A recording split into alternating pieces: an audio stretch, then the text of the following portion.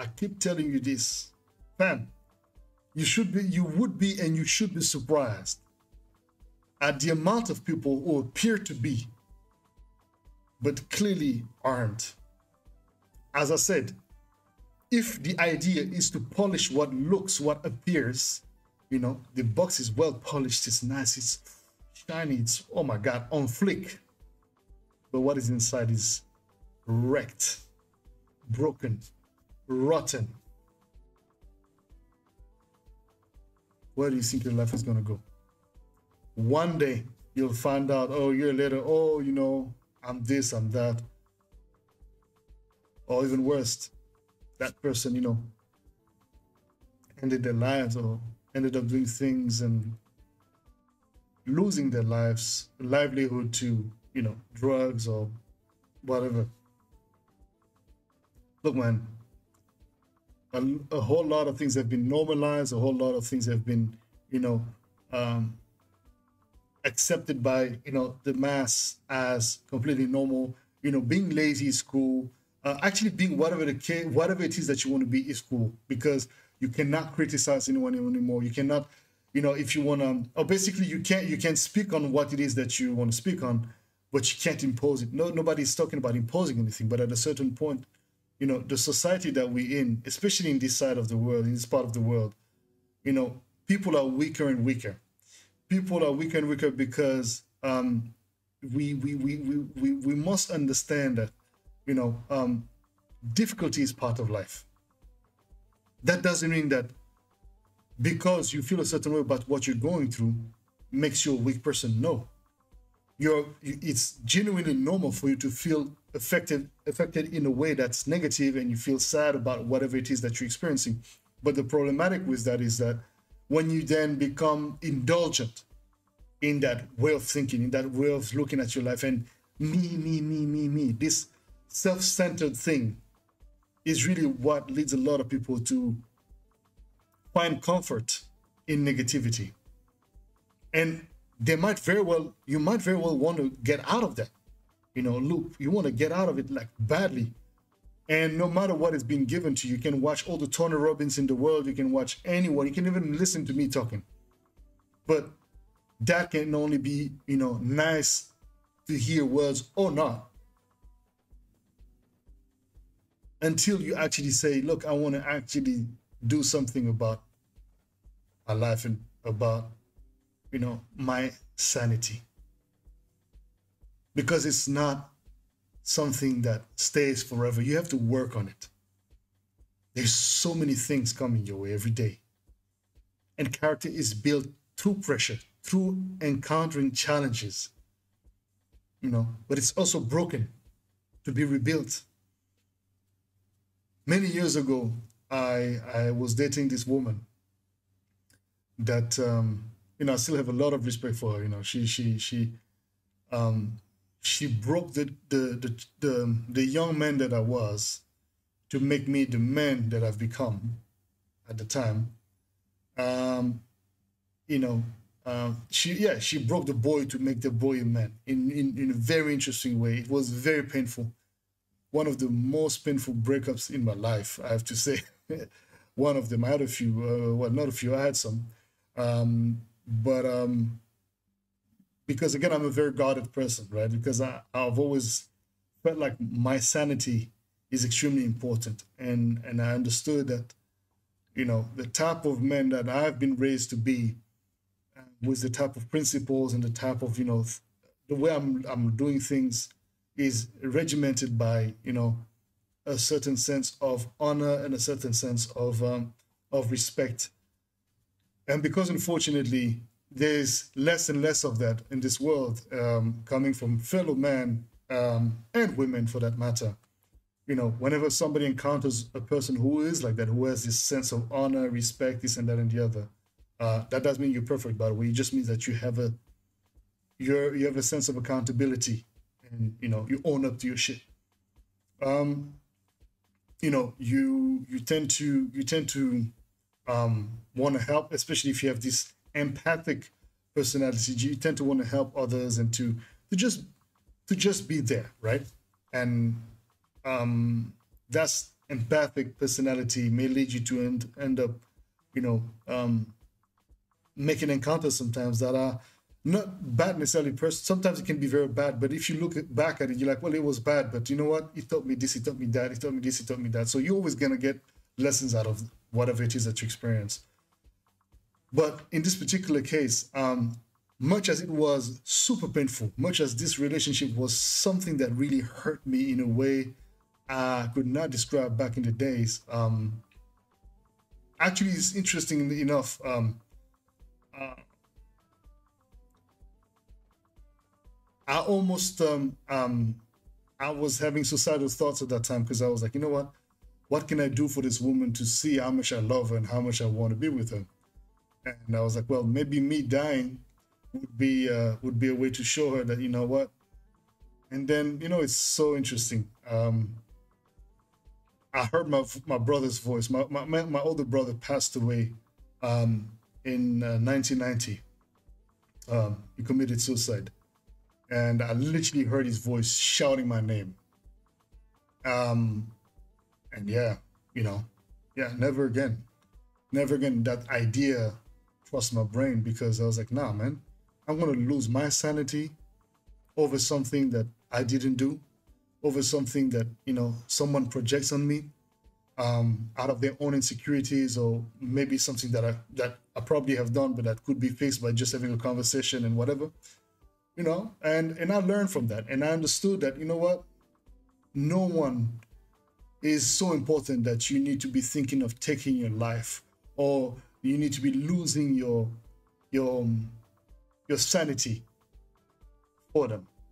But unfortunately, you know, we tend to look at the solutions to whatever it is that's missing inside, outside of us, when we have not taken the time to build, really. But you can only know that once you've encountered this kind of experiences that I've had, and that I've had a really close encounter that was really, really breaking. It really broke me down. When I say broke me down to pieces, it broke me down to pieces. But as I collected every pieces of me, I rebuilt something completely different. Now, it was flawed, because, you know, something that's broken, when you put it back, it's a different piece of art. But it's still art, but it's definitely not, you know, shiny, brand new. But it's a different thing. You know, you're not a boy anymore. You're not a little girl anymore. You're a grown woman, you're a grown man. At that very moment, that experience shaped you in such a way that you're like, okay, fuck this. Enough. I'm over this dumb shit, you know? And so, as you allow the experience to teach you the lessons that you need to be taught and that you need to be taken in, you start to see that, oh, okay, the solution to my problem is not here, it's here. It is how I see things. It is how I look at things. It is how I understand and analyze things from the perception of my ego, the perception of my me, the perception of my everybody's out there, you know, is out there for, you know, they against me, you know. That is really what leads a lot of people to go, like, literally, they fuck their shit up for no reasons but the simple one of giving others the power over them.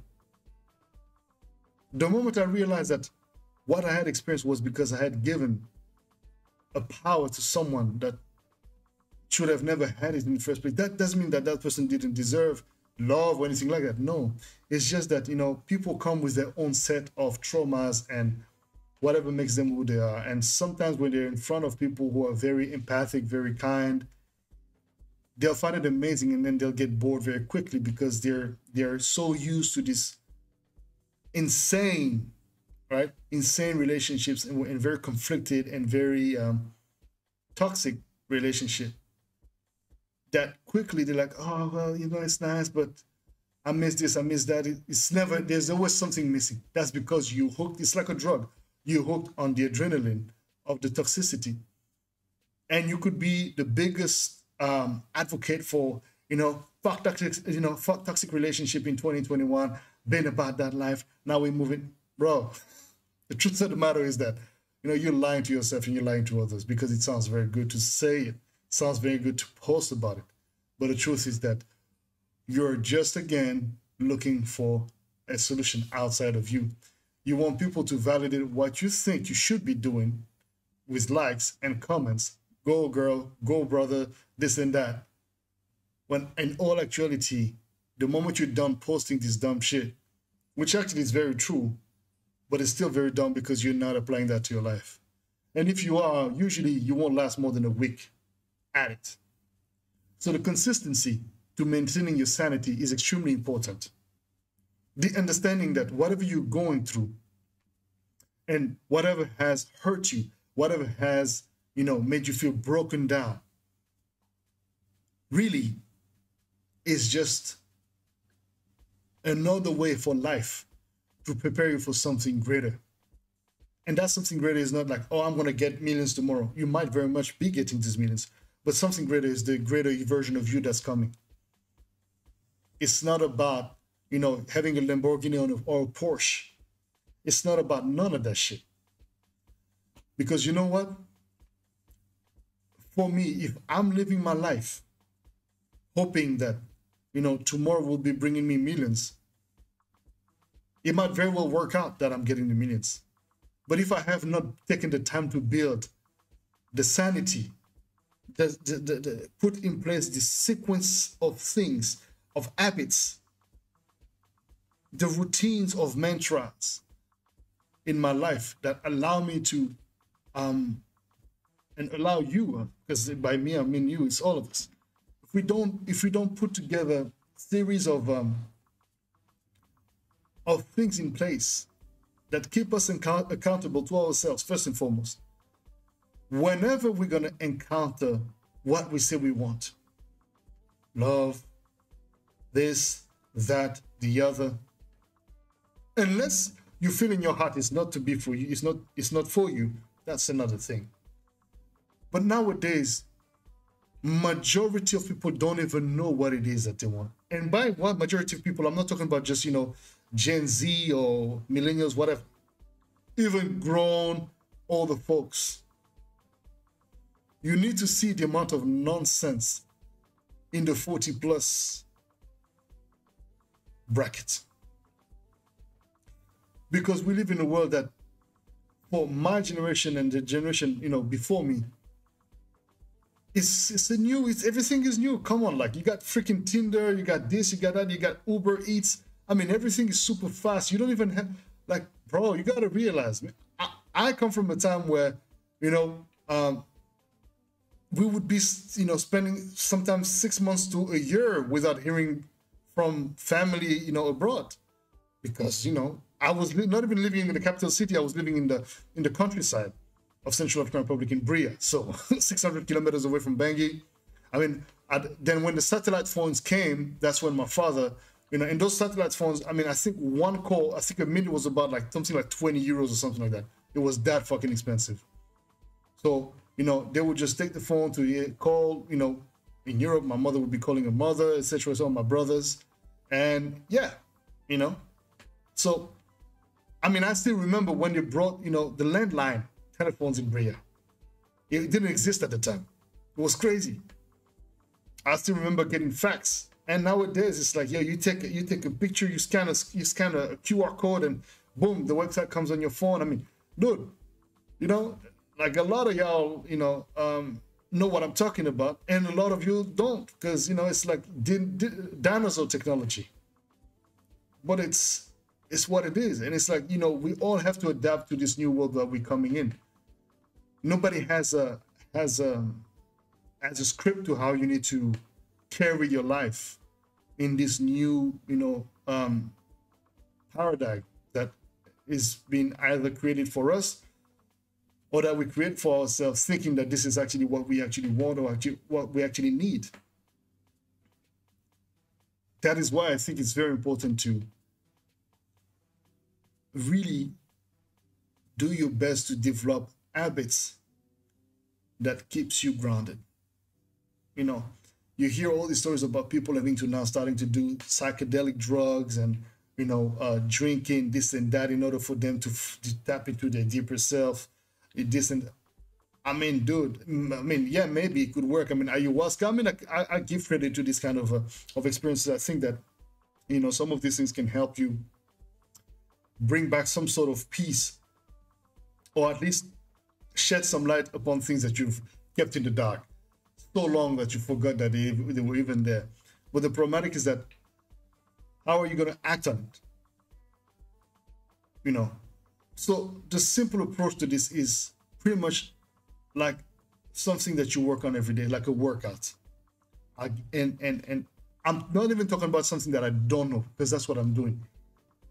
I am aware that, for example, I'm comfortable in my skin, but I do want to shape a different type of body. I want to prepare myself physically for a different step and a stage in my life. Am I going at it like a crazy bastard every day? No. But I'm committed to my mission. Every day I work out. I'll do my push-ups, I'll do my stretchings, I'll do my this, I'll do my that, deadlift, whatever. But I'm going at it one day at a time, and I'm not killing myself to do it every day, because I don't want to injure my body. I don't want to be, I'm going at it one step at a time. For some, everybody have their own ways. But I used to be one guy that wanted to, I would go super hard and then I would rip a muscle, or I would do this. So I'll be fucked for a couple of months, and then, you get lazy and then this and that. So no. You can't keep on doing the same shit over and over and expect different results. It doesn't fucking work like that. So, however, if you start doing the right things over and over, you're going to have the results that you want, because you're committing energy and time. That is an investment on the long term. And believe me, it's not something that came overnight for me. It's something that I had to work on. It's something that I had to develop. And it's something that, I clearly understand isn't easy for most people. But yeah, I'm telling you, my sister, my brother, if you're checking this out right now, wherever you are in the world, whatever it is, your belief, your spirituality, whatever it is that you identify as, what I'm saying applies to anyone and everyone. No matter your belief, no matter your religion, no matter your whatever the fuck you think you are and what you think you are, that shit applies.